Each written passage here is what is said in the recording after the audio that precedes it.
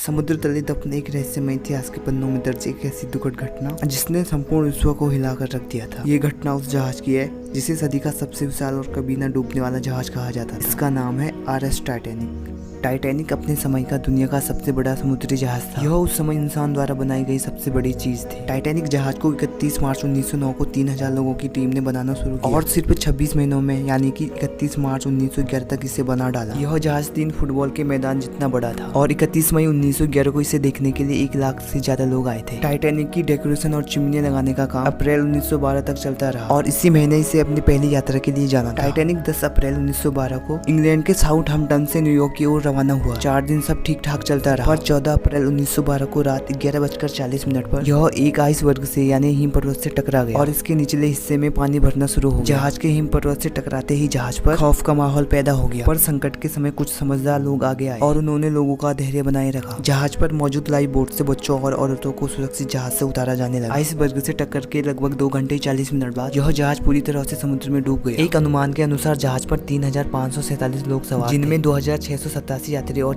860 crew members थे। इनमें से 1537 लोग इस हादसे में अपनी जान गंवा बैठे। टाइटैनिक जहाज पर सिर्फ 20 लाइफ बोट्स ही थी जो इसके केवल 1/3 लोगों को बचाने के लिए पर्याप्त थे। अगर जहाज पर ज्यादा लाइफ बोट होती तो शायद इतने लोगों की जान नहीं जाती। इस दुर्घटना में मरे सिर्फ 306 लोगों की डेड बॉडी ही मिल पाई थी। टाइटैनिक जिस पानी में डूबा था उसका टेम्परेचर -2 डिग्री सेल्सियस था जिसमें कोई भी इंसान 15 मिनट से ज्यादा जिंदा नहीं रह सकता है। जहाज के धीरे धीरे डूबने की खबर मिलने के बावजूद भी इसके म्यूजिशियन इसके डूबने के वक्त तक गाना बजाते रहे ताकि वो और कुछ समय बाद मरने जा रहे लोग अपने आखिरी पलों को खुशी से बिता सके। जहाज से टकराने वाला आइसबर्ग लगभग 100 फीट ऊंचा था। यह ग्रीनलैंड के ग्लेशियर से आया था। एक अनुमान के अनुसार टाइटैनिक से टकराने वाला आइसबर्ग 10,000 साल पहले ग्रीनलैंड से अलग हुआ था पर टक्कर के 2 हफ्ते बाद ही यह गायब हो गया था क्योंकि टक्कर से आइसबर्ग को भी काफी नुकसान हुआ था। टाइटैनिक जहाज को हर दिन 600 टन कोयले की जरूरत होती थी। इसकी 860 क्रू मेंबर्स की टीम में से 176 का काम सिर्फ कोयले को भट्टियों में डालना था। इस जहाज की चिमनियों में से रोजाना 100 टन धुआं निकलता था। टाइटैनिक जहाज की 4 बड़ी बड़ी चिमनियां थी जिनमें से सिर्फ 3 से धुआं निकलता था।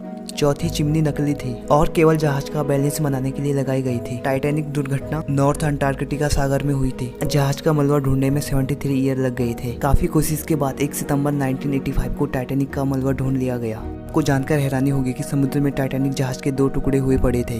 दोनों टुकड़ों की आपस में दूरी लगभग 600 मीटर की है। इसके सिवा इस मलबे के 5 किलोमीटर के दायरे में जहाज की कई और चीजें समेत लोगों की कई चीजें भी मिली जो इस जहाज में सफर कर रहे थे। वीडियो अच्छी लगी तो लाइक शेयर कमेंट और सब्सक्राइब करना ना भूलें। मिलते हैं अगली वीडियो में, तब तक के लिए good bye and take care.